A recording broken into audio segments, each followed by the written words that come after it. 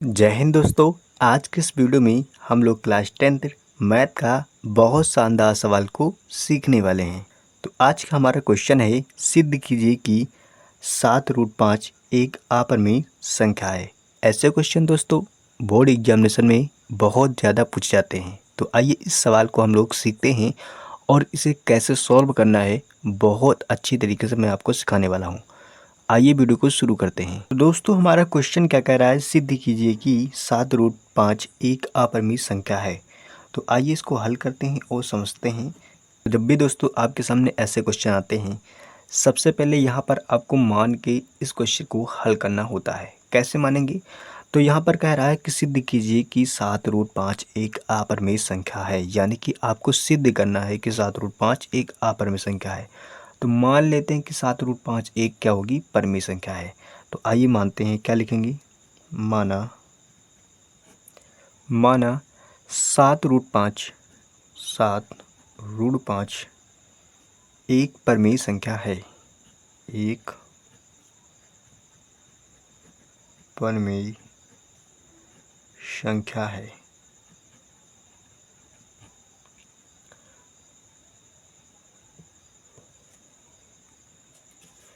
तो हमने मान लिया कि 7√5 एक परिमेय संख्या है। तब हम लोग परिमेय संख्या की परिभाषा से लिखेंगे। क्या लिखेंगे? तब परिमेय संख्या की परिभाषा से, यानी परिमेय संख्या की हमारी परिभाषा कहती है जब भी कोई परिमेय संख्या होती है तब इसको हम लोग P/Q के रूप में लिख सकते हैं। तो यानी कि 7√5 को हम लोग P/Q के रूप में लिख सकते हैं। कब? जब यह परिमेय संख्या होगी तब। तो 7√5 बराबर क्या हो जाएगा? P/Q। यानी 7√5 अगर परिमेय संख्या है तो इसको हम लोग P/Q के रूप में लिख सकते हैं। तो ये समीकरण तुम्हारी हो जाएगी फर्स्ट।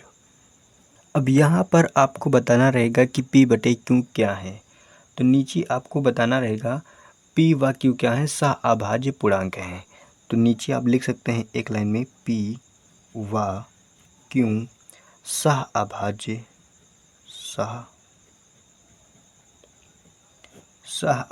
पूर्णांक हैं। सह अभाज्य पूर्णांक हैं। सह अभाज्य का मतलब है वे संख्याएं जिनका HCF 1 होता है, यानी कि इनका मासा कितना होगा? 1 होगा। ऐसी संख्याएं क्या कहलाएंगी? सह अभाज्य संख्याएं कहलाती हैं। तो समीकरण 1 से, अब यहाँ पर समीकरण 1 यानी कि ये हमारी है 7√5 बराबर P/Q। इसी से हम लोग हल करेंगे। तो क्या हो जाएगा? अगर इस 7 को इसके नीचे भेज दिया जाए तो अगले स्टेप में क्या लिखेंगे? √5 बराबर P/, यानी P/Q, और 7 इधर भेजेंगे तो नीचे आ जाएगा। यहाँ पे क्या हो जाएगा? P/7Q। ये तुम्हारा दूसरा स्टेप बनेगा और यही हमारी क्या हो जाएगी? दूसरी इक्वेशन।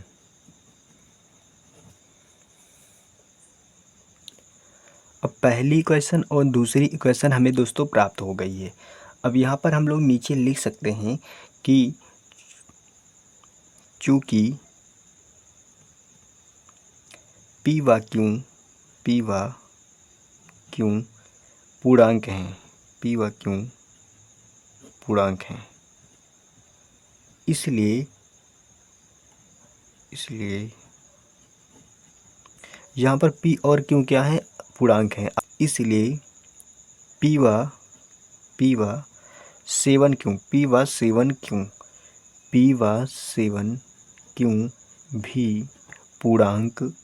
भी पूर्णांक हैं। यानी कि अगर P/Q पूर्णांक है तो P/7Q भी क्या होगा? पूर्णांक होगा। आपको ये बताना रहेगा एग्जामिनर को, इसलिए यहाँ पर आपको नीचे लिखना पड़ेगा। अब यहाँ पर P व 7Q अगर पूर्णांक हैं तो इसका मतलब P/7Q एक परिमेय संख्या है। एक परिमेय संख्या है, यानी कि ये संख्या तुम्हारी कैसी है? परिमेय संख्या। लेकिन ये संख्या भी परिमेय संख्या होनी चाहिए, लेकिन ये संख्या क्या है, परिमेय संख्या नहीं है। यानी कि रूट 5 कैसी है संख्या, तो रूट 5 एक अपरिमेय संख्या है। क्या अपरिमेय संख्या बराबर परिमेय संख्या की हो सकती है, तो ऐसा कभी नहीं हो सकता है। यानी कभी भी अपरिमेय संख्या परिमेय संख्या के बराबर नहीं हो सकता। तो आपको नीचे लिखना रहेगा अर्थात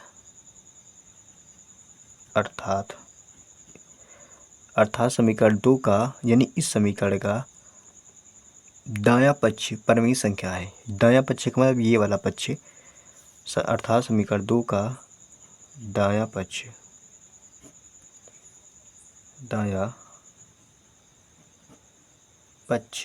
परिमेय संख्या है।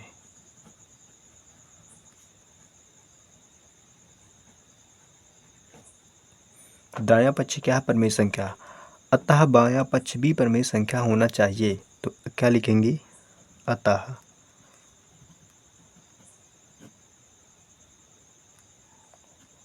बायां पक्ष, यानी कि बायां पक्ष कौन सा, ये वाला रूट 5 भी परिमेय संख्या है। अब आप कहोगे कि रूट 5 तो एक अपरिमेय संख्या है, तो यहाँ पर हमने क्या लिखा, अतः बायां पक्ष रूट 5 भी परिमेय संख्या है। लेकिन क्या परिमेय संख्या है, तो परिमेय संख्या नहीं है। रूट 5 कैसी संख्या है, तो एक अपरिमेय संख्या है। तो ये हमारी कल्पना क्या हो गई, गलत हो गई। तो नीचे लिखेंगे हमारी कल्पना गलत है। कल्पना का मतलब ये होता है जो शुरुआत में हमने माना था। तो यहाँ हमने शुरू में क्या माना था, माना 7 रूट 5 एक परिमेय संख्या है। लेकिन यहाँ पर हमने देखा समीकरण इक्वेशन नंबर 2 में कि ऐसा नहीं हुआ, यानी रूट 5 बराबर p/7q के बराबर नहीं हुए। क्यों बराबर नहीं, क्योंकि ये कैसी संख्या है, ये एक अपरिमेय संख्या है। और p/7q क्या है, एक परिमेय संख्या है। अपरिमेय संख्या परिमेय संख्या के कभी भी बराबर नहीं होती है। तो यहाँ पर क्या लिखा, अर्थात समीकरण 2 का दायां पक्ष परिमेय संख्या है। यानी कि ये वाला पक्ष क्या है, परिमेय संख्या है। अतः बायां पक्ष रूट 5 भी परिमेय संख्या है। अब यहाँ पर रूट 5 भी परिमेय संख्या है, लेकिन ये नहीं है। तो नीचे लिखेंगे हमारी कल्पना क्या है, गलत है। होनी चाहिए लेकिन ये नहीं है, तो ये हमारी कल्पना क्या है, गलत है। इस प्रकार हमारा सिद्ध होता है कि 7 रूट 5 एक अपरिमेय संख्या है। अतः 7 रूट 5 एक अपरिमेय संख्या है। तो यहीं पे सवाल आपका सिद्ध होता है। इस तरीके से आप इन सवालों को लगा सकते हैं। आई होप आज की वीडियो में आपको ये सवाल बहुत अच्छी तरीके से समझ में आया होगा। मिलेंगे दोस्तों नेक्स्ट वीडियो में, तब तक के लिए जय हिंद, जय भारत। वीडियो देखने के लिए आपको बहुत बहुत धन्यवाद।